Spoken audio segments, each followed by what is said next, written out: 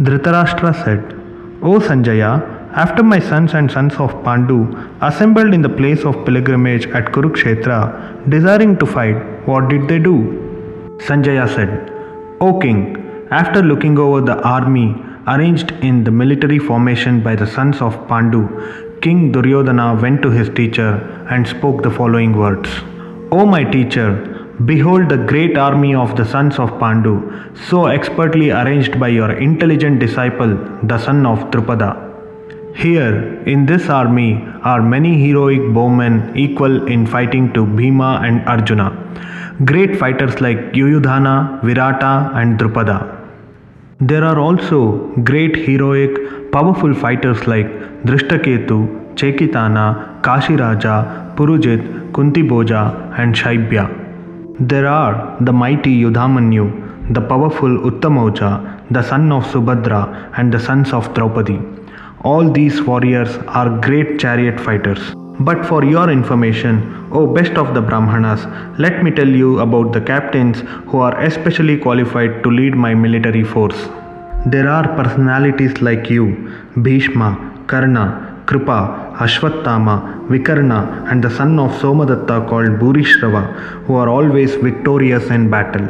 There are many other heroes who are prepared to lay down their lives for my sake. All of them are well equipped with different kinds of weapons, and all are experienced in military science.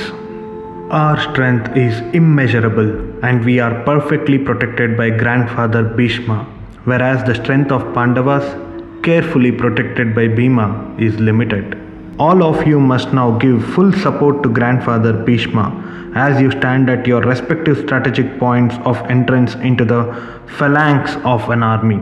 Then Bhishma, the great valiant grandsire of the Kuru dynasty, the grandfather of the fighters, blew his conch shell very loudly, making a sound like the roar of a lion, giving Duryodhana joy. After that, the conch shells, drums, bugles, trumpets, and horns were all suddenly sounded, and the combined sound was tumultuous. On the other side, both Lord Krishna and Arjuna, stationed on a great chariot drawn by white horses, sounded their transcendental conch shells.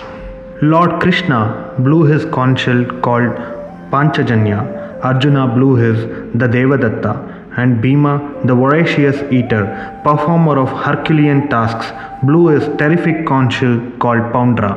King Yudhishthira, the son of Kunti, blew his conch shell, the Ananta Vijaya, and Nakula and Sahadeva blew the Sughosha and Manipushpaka. The great archer, the king of Kashi, the great fighter Shikandi, Trishtadyumna, Virata, the unconquerable Satyaki, Drupada, and the sons of Draupadi and the others, O king, such as the mighty armed son of Subhadra, all blew their respective conch shells. The blowing of these different conch shells became uproarious, vibrating both in the sky and on the earth. It shattered the hearts of the sons of Dhritarashtra. At that time, Arjuna, the son of Pandu, seated in the chariot bearing the flag marked with Hanuman, took up his bow and prepared to shoot his arrows. O king, after looking at the sons of Dhritarashtra drawn in military array, Arjuna then spoke to Lord Krishna these words.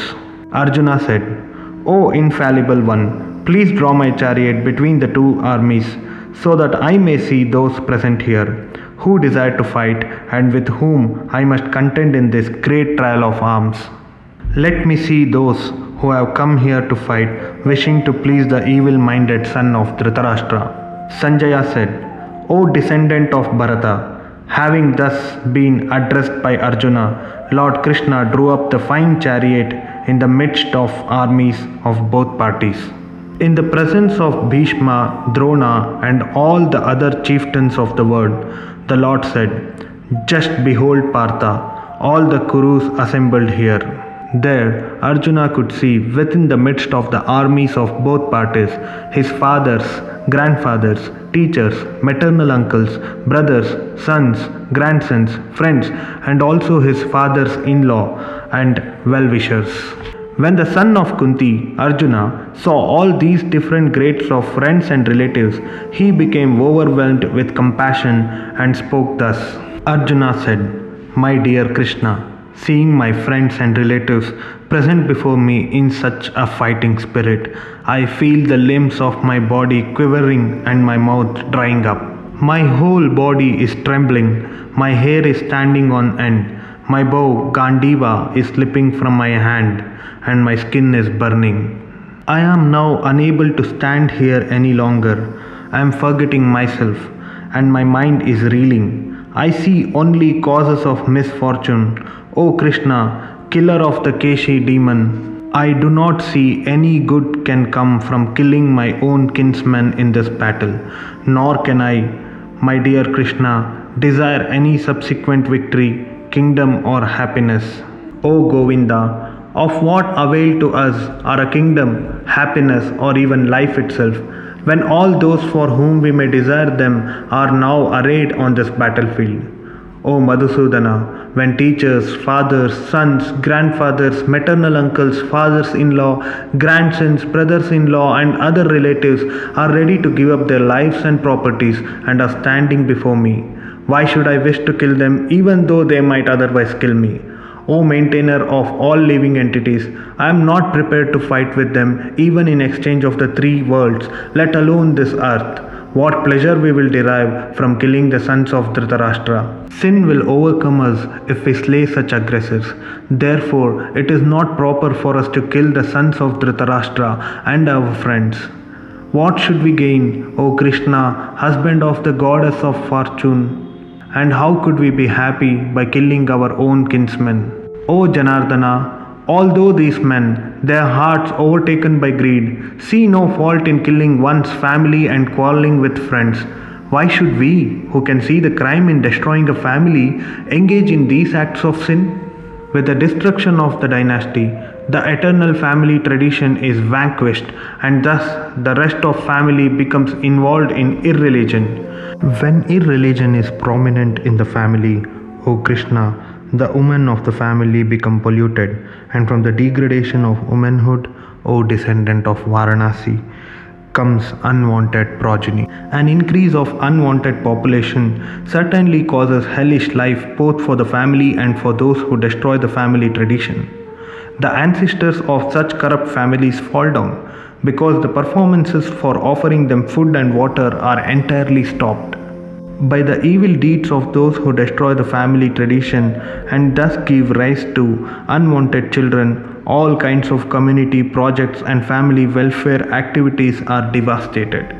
O Krishna, maintainer of the people, I have heard by disciplic succession that those whose family traditions are destroyed dwell always in hell. Alas, how strange it is that we are preparing to commit greatly sinful acts.